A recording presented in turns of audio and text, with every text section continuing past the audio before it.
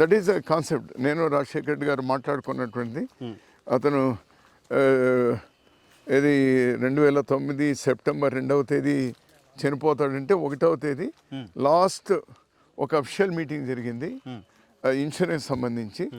That was the last official meeting as అతను chief minister చనిపోకముందు.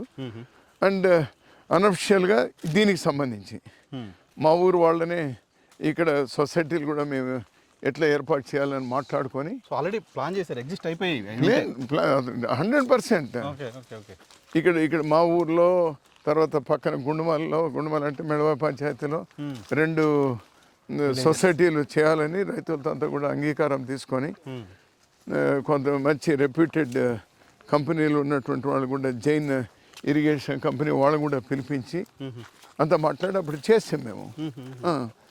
చేస్తే ఎలుగుబంటే sir ఇది ఎలుగుబంటి. Correct, your right. So Rajasekhara Reddy గారు ఉంటే గ్రూప్ ఫార్మింగ్ ఉంటే 100% చేసేటువంటి వాళ్ళం. 100% చేసేటువంటి వాళ్ళము. ఎంతో మార్పు వచ్చేటువంటి.